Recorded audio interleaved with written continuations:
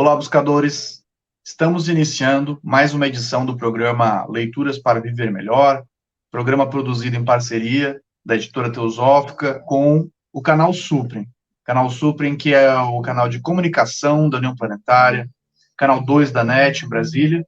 E se você estiver acompanhando pelas redes sociais, pelo Spotify, pelo YouTube, não deixe de curtir o vídeo, se inscrever no canal, assim você nos auxilia a produzir cada vez mais conteúdo de qualidade para todos vocês. E hoje nós iremos conversar um pouquinho com o Walter Barbosa. Tudo bem, Walter? Seja bem-vindo. Obrigado, Charles. Obrigado. Bom dia. Bom dia a todos e a todas. Gratidão pela sua presença, pela sua partilha, né? Trazer suas reflexões, suas leituras, com certeza serão aí de grande valia para todos que nos assistem. O Walter, ele é membro da Sociedade Teosófica há mais de 20 anos, já esteve à frente da Associação Educacional BESA, né, que é um braço aí da Sociedade Teosófica voltado para a educação, é professor de yoga, e escolheu um livro para conversarmos hoje, uma obra muito especial, né, uma obra muito, realmente, com um conteúdo muito valioso, que é o Advaita Bodha Depika, que, com o subtítulo, né, A Luz da Sabedoria Não Dualista. Então, nas tradições da Índia, você tem as tradições dualistas e você tem as tradições não dualistas, né? Tem uma visão da existência muito particular, a qual o Walter vai trazer hoje para nós. Esse livro é de autoria do Sri Karapatra Swami. Walter, para quem está nos assistindo, né, muita gente não conhece, né, essa questão do pensamento não dualista da Índia. Fala um pouquinho para nós, traz um pouquinho para nós, assim, um resuminho dos capítulos e afinal, o que a pessoa pode esperar, né, desse livro, assim, quais são os tópicos, como que eles são abordados, qual que é a didática, né, como que a pessoa pode se aprofundar, entender e se aprofundar nesses temas. Sim, Charles. A nossa preocupação como buscadores da, da nossa autorrealização, né, o aspecto da saída do samsara, né, a nossa preocupação que é a base, inclusive, da própria teosofia, é o autoconhecimento, conhecermos a nós mesmos, né? E nesse conhecimento que nós somos, a perspectiva que nós vivenciamos o tempo todo é todo esse sofrimento, essa angústia, essas dúvidas todas relacionadas com a nossa identificação com o ego, ou com o eu psicológico, né? E a perspectiva não dualista vai abordar exatamente o fato de que esse eu psicológico é um falso eu, ele não existe, né? É um eu criado pela própria mente. E esse falso eu é que cria esse aspecto de dualidade. Há um eu que é criado pela própria mente e que, simultaneamente com a criação desse eu, cria-se também a visão do aquilo. Eu e aquilo são dois aspectos criados pela própria mente, eu e aquilo, né, que cria esse aspecto de dualidade. Eu fico me identificando com todas as coisas que surgem a partir dessa dualidade, e inclusive o próprio universo, né? Inclusive o próprio universo, que o aspecto da sabedoria não dualista afirma que tudo que é criado pela própria mente, né? E acabo criando o meu universo particular, porque cada um de nós tem uma visão própria do universo, um universo próprio criado por nós mesmos, e nos identificamos com esse universo e vivemos e sofremos por meio dessa criação. A sabedoria não dualista vai fazer exatamente o quê? Nos fazer voltar para a visão de que tudo isso é uma criação da mente, na realidade não existe, e por meio disso vai se chegar ao final desse processo todo, né? Mostrando o meio pelo qual essa não existência dessa coisa toda criada por nossa própria mente, e nos voltarmos para a nossa verdadeira natureza, que é Brahma, ou seja, o absoluto. A essência da sabedoria não dualista é nos ensinar que nós somos Brahman, o absoluto, e que tudo mais, a partir daí, dessa realização, todo esse sofrimento acaba, porque é uma coisa, na verdade, irreal, criada pela própria mente, e nós chegamos àquilo que se chama de realização, que é a autorrealização, que é a realização de Brahman em nós mesmos. Né? Então, o livro aborda 8 capítulos, que é a sobreposição, da qual nós vamos falar só um pouquinho, porque o tempo é muito pequeno, a remoção, que é a forma de remover essa sobreposição, o meio para a realização desse trabalho, dessa remoção, sendo que esse meio é escutar, refletir, meditar. Não vai dar para a gente abordar isso com mais profundidade aqui nesse momento. A reflexão que vem em seguida, que é a meditação, né? O capítulo 6 é aniquilamento das tendências, que são as impressões que ficam nesse trabalho, dessa busca, né? A remoção das impressões. A realização em si, que é a realização de Brahman, porque existe uma questão essencial, que é quem é que está buscando essa realização. Quando eu digo eu sou Brahman, eu estou dizendo isso, falando isso como ego. Então, como é que o ego pode afirmar eu sou Brahman, e se ele está partindo do próprio ego? Então, na verdade, é uma impossibilidade. Eu teria que aniquilar essa percepção e chegar. O que ele. Eu vou aqui pegar um pouquinho aqui do livro, aqui nessa questão, que é muito interessante. Né? Como é o sábio? Como é o sábio que realizou o Brahman de forma firme, indubitável e inquestionável? Aí, isso é o discípulo que pergunta. Aí o mestre responde, sempre permanecendo como ser, consciência, beatitude, que Satit é Ananda, né? Brahman não dual, todo perfeito, completamente só, unitário, ele será inabalável, mesmo enquanto vive os resultados do karma passado, que agora frutificam. Ou seja, eu estou fazendo toda essa meditação,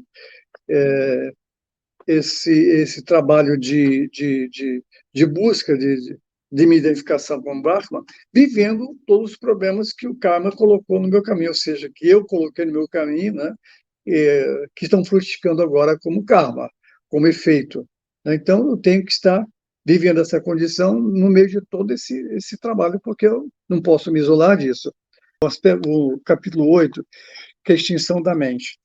Então, na extinção da mente, como é que se pode extinguir a mente? A mente surge a partir da criação do surgimento do próprio universo. Na verdade, é uma criação da própria mente, o surgimento do universo. Né? Então, eu estou fazendo todo esse trabalho de busca da minha realidade como Brahman por meio da própria mente. Eu tenho que ultrapassar essa condição, que na verdade não seria, como o próprio livro, uma nota da editora observa, não chega a ser uma extinção da mente, mas uma superação da mente. É uma superação da mente. Tudo que nós vemos, que nós somos espírito, né? Nós somos Purusha, nós estamos conversando aqui como espíritos, né? Identificados com o eu psicológico, né?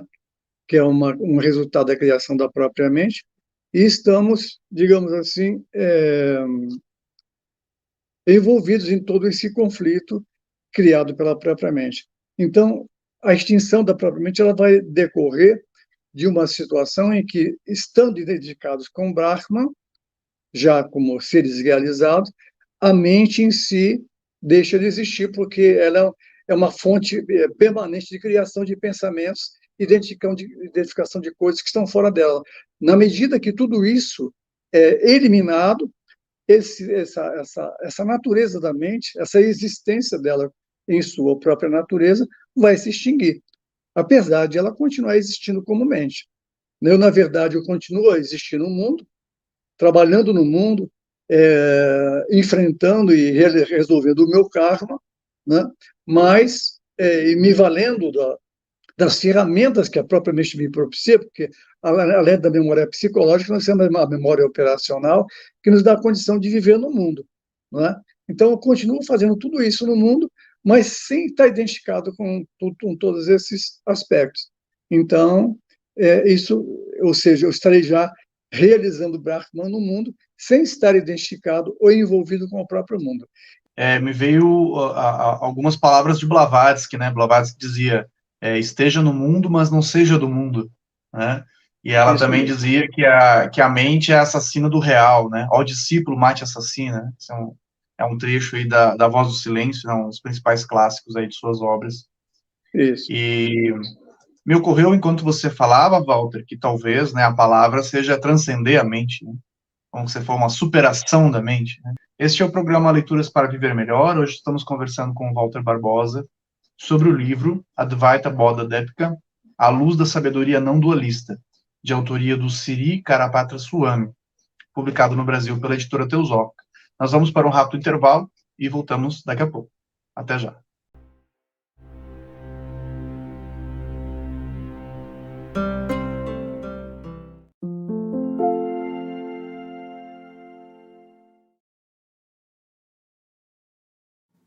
A editora Teosófica está com uma grande novidade para seus leitores. A revista Sofia, publicação que há quase 20 anos apresenta temas relacionados à espiritualidade, autoconhecimento, religiões, ciência e filosofia, agora está disponível também na versão digital. Nesta nova modalidade, o leitor pode acessar todos os mais de 90 exemplares da revista Sofia já publicados, seja na tela de seu computador, tablet ou smartphone, já que o conteúdo se adapta à tela do dispositivo utilizado. Entre em contato pelos canais da editora Teosófica para maiores informações e consulte os valores promocionais para quem já é assinante da revista impressa. Editora Teosófica. Livros para viver melhor.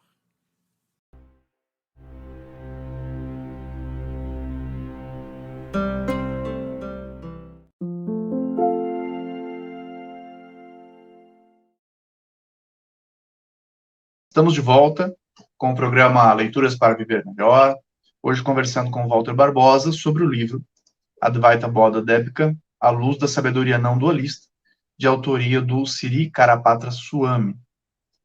Walter, para que a gente possa tentar, claro, dentro da limitação do nosso tempo, aprofundar um pouquinho o tema, será que você poderia nos dar uma palhinha, pelo menos do primeiro capítulo, né, sobre a sobreposição, para a gente conseguir sentir, assim, né, como, ok, né, muitas informações maravilhosas, muito instigante, muito inspirador, mas e agora? Como é que eu faço na minha vida? Como eu coloco isso em prática, né? Acho que essa é a questão de muita gente que pode estar nos assistindo agora. Esse é um assunto assim fascinante, ao mesmo tempo muito profundo, muito vasto, muito vasto. E a gente fica até um pouco assim confuso, né? De ver de que forma a gente pode, digamos assim, estar transmitindo o máximo dentro de um mínimo de tempo como esse. Tem aqui, eu vou puxar aqui como, na verdade, todos os caminhos, na verdade, acabam levando ao mesmo resultado, né? Todos os caminhos acabam levando ao mesmo resultado, que é a autorrealização. Então, eu vou puxar um pouquinho aqui como a questão essencial é a questão da mente, né?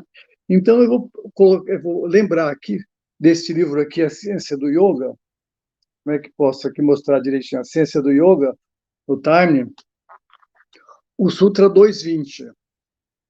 A Ciência do Yoga trata do Yoga Sutras de Patanjali na visão, digamos, científica da abordagem do Time, que foi um cientista, né? E ele abordou a ciência, os comentários dos 196 sutras na sua perspectiva mais científica, né? Então, o Sutra 220 diz assim: o vidente quem que é? O observador. O vidente é pura consciência, mas, apesar de puro, parece ver através da mente. Então, todo o nosso conflito em termos dos problemas que nós vivemos no mundo na perspectiva do ego é exatamente estar vivendo tudo e vendo tudo através da mente, através da tela conceitual da mente, né? Então, aqui ao comentar esse mesmo sutra, o Time diz que é como se nós, como no caso de uma lâmpada, né? Uma lâmpada é, digamos, luminosa, perfeita, a luz dela é perfeitamente visível, mas se você sobrepuser uma porção de globos em torno dela, a luz dela vai se ofuscando, né? Isso nós percebemos até com a nossa própria lâmpada aqui em casa, que se nós colocamos um globo ali, aquela luz da lâmpada que está ali dentro já fica arrefecida. Imagina se nós colocamos um monte de globos. Então, na verdade, a sobreposição de que vai ser dito, vai ser estudado nesse livro maravilhoso, é exatamente isso, essa sobreposição que acontece de diversos níveis de véus, diversos véus, ocultando a pureza da lâmpada, não é? O Taine disse aqui, o Yoga Sutra disse aqui, o Sutra número 20, que somos puro espírito, purusha, ou seja, nós somos pura consciência, pura consciência. E aqui é dito a mesma coisa nesse livro maravilhoso.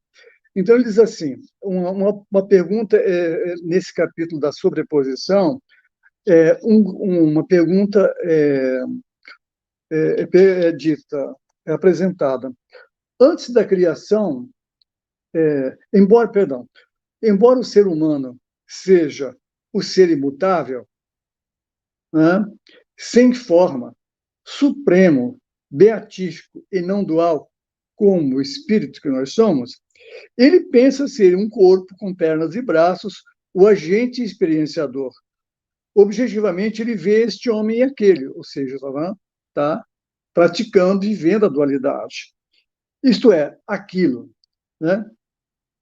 Ele vê este homem e aquele, isto e aquilo, e é iludido. Projeção é a ilusão de perceber. Projeção é uma característica da própria mente.